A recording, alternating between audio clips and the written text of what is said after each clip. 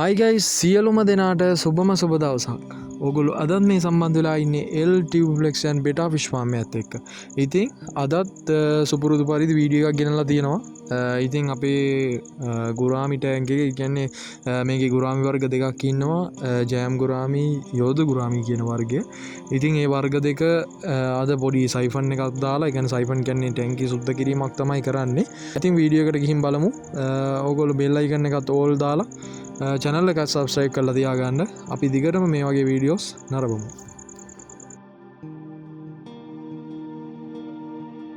ඔය ඉතින් මං හිතනවා ගුරාමි ගැන වීඩියෝ එක ලොකුවට කතා කරන්න බලාපොරොත්තු වෙන්නේ නැහැ. මොකද ගුරාමියෙක් හැම ගෙදරකම හදනවා. ඒ කියන්නේ හැම නිවස් එකකම ගුරාමියෙක් දකින්න ඉන්නවා. ඉතින් ගුරාමි කියන විශේෂයට ඇත්තටම ක්ලීන් වෝටර්වත් කිසිම දෙයක් අවශ්‍ය වෙන්නේ නැහැ. කියන්නේ හොඳටම පැහැදිලි වෙන්න අවශ්‍යතාවයක් නැහැ. මේක අර අපිට අර විනෝදාංශයක් විදිහට අලංකාරයටම හදනවා නම් ඔයගොල්ලන්ට පුළුවන් ක්ලීන්ව තියාගෙන මේන්ටේන් කරන්න.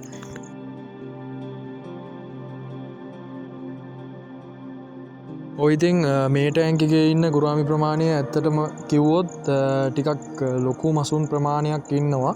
ඉතින් ටැංක් එකේ වපසරියත් පොඩි නිසා මේගොල්ලන්ට පොඩ්ඩක් අපද්‍රව්‍ය පිට වෙන ගතිය වැඩි. ඒ කියන්නේ ටැංක් එක ෆුල් ක්ලීන් භාවයේ තියාගන්න අමාරුයි.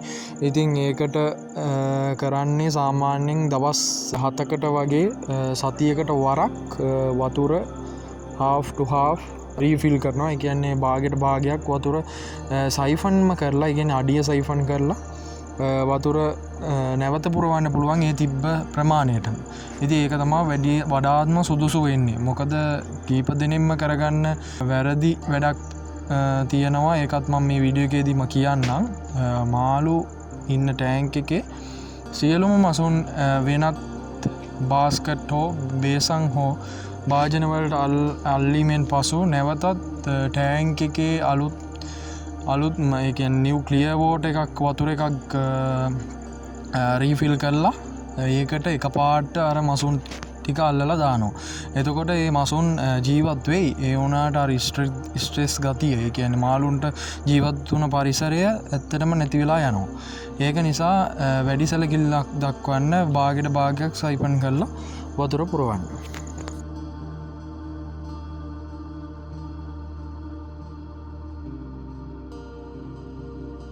ඉතින් මම මේ ටැංක් එකේ ඔයගොල්ලන්ට පේනවත් ඇති කුඩා මසුන් ප්‍රමාණයක් ඉන්නවා ජෑම් ගුරාමි වර්ගයේ. ඉතින් ඒ ජෑම් ගුරාමි මස්තේ පැටවුල් මම බිහි කරේ ඔය සිටින මේල් පිරිමි ලොකුම මගේ ඉන්න මත්ස්‍යයාගෙන්. ඉතින් ගැහණු මත්ස්‍යයා ඔයගොල්ලන්ට පහුගිය වීඩියෝස් වල පෙන්නපු ගැහණු මත්ස්‍යයා ටික කලකට පෙර මගේ ටැංක් එකෙන් වතුර ලීක් වීමකින් ගැහණු මත්ස්‍යයා මිය ගියා. ඉතින් ඒකත් එක්ක මට බ්‍රීඩින් පොඩ්ඩක් වීඩියෝස් දාගන්නත් අමාරුයි. ඉන්න ටික මේන්ටේන් කරගෙන තමයි දැනට යන්නේ.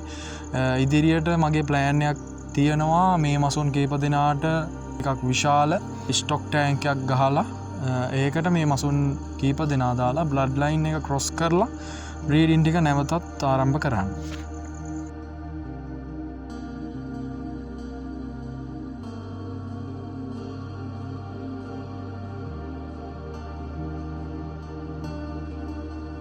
ඉතින් ඒ වීඩියෝසුත් සහ ගුරාමින්ට ඇතිවෙන දේවල් සහ රෝග සහ සියලුම පැතිකඩවල් මම මේ වීඩියෝස් වලින් දිගටම YouTube එක හරහා ඔයගොල්ලන්ට දැනුවත් කරන්නම්.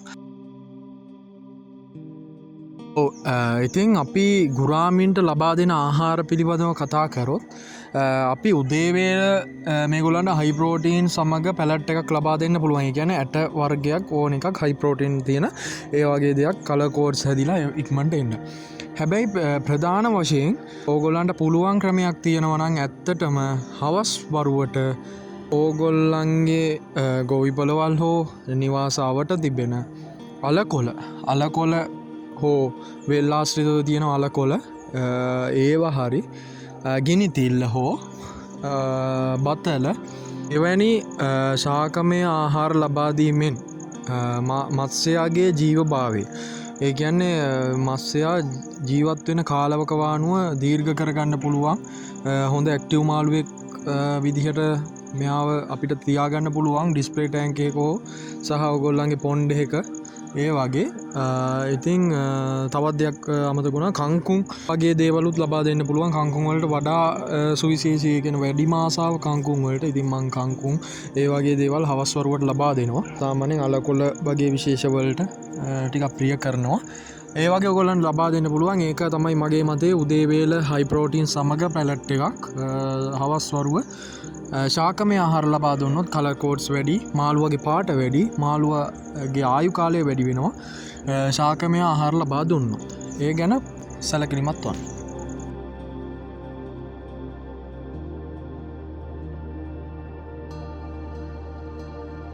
මතක තියාගන්න ප්‍රධාන වශයෙන් මේගොල්ලන්ට ලබා දෙන ආහාර. අපි පළමුව උදේවරුව ලබා දෙන පැලට්ස් වර්ග ආහාරයට නොගන්නේ නම් ඒ කියන්නේ මස්සයෙන් විසින් ආහාරයට ගන්න නැත්නම් ගුරාමි යන මස්සයෝ ආහාරයට ගන්න නැත්නම් ඒකේ පොඩි ගැටලුවක් තියෙනවා. ඒ ආහාරයට ගන්න නැත්තේ ටැංක් එකේ තියෙන ඇමෝනියා ප්‍රමාණය වැඩි. ඉතින් ඔයගොල්ලන්ට පේනවත් ඇති මේ ටැංක් එකෙත් මාළු කැමයට තැනින් තැන තියෙනවා. මොකද මම අද උදෑසන පොඩ්ඩක් ආහාර ලබා දෙනකොට මේගොල්ලෝ කැම රුචිය පොඩ්ඩක් අඩු වෙලා තිබ්බා. ඉතින් ඒකත් එක්ක මට හැඟුණ දෙයක් තමයි ඇමෝනියා ප්‍රමාණය වැඩි. ඉන් පසුව තමයි මම නැවතත් වෝටර් රීෆිල් කරේ. ඉතින් ඒ රීෆිල් කිරීමත් එක්ක භාගයට භාගයක් half to half රීෆිල් කිරීමත් එක්ක මත්ස්‍යෝ ඉක්මනට රිකවර් වුණා. ඒ කියන්නේ ඉක්මනටම ඇමෝනියා ප්‍රමාණය අත්හැරලා ස්වභාවික පැත්තට ආවා. ඉතින් ඒකත් එක්ක මේගොල්ලෝ ආහාර නැවතත් ලබා දීම ආරම්භය සිදු කරා. පොඩි හෝ හැඟීමක් ලබා දෙනවා නම් ඒ පිළිබඳව පොඩ්ඩක් සැලකිලිමත් වෙන්න. මොකද මේ මත්ස්‍ය විශේෂ වලට ආහාර ලබා නොගන්නේ නම් එවැනි කුමක් හෝ හේතුවක් මත සිදුවෙන්න පුළුවන්.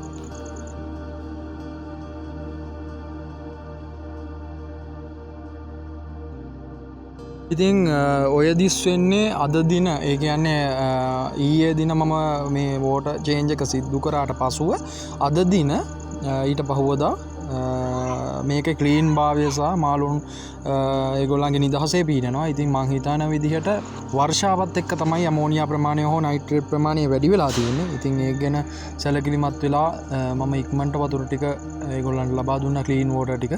ඉතින් ඒකත් එක්ක සේෆ් වුණා. ඒකෙන් හින්දා බය වෙන්න හේතුවක් නැහැ.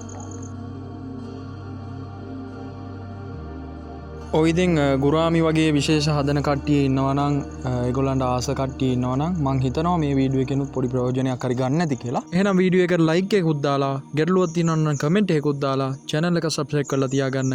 එහෙනම් අපි අදට සමු ගන්නවා.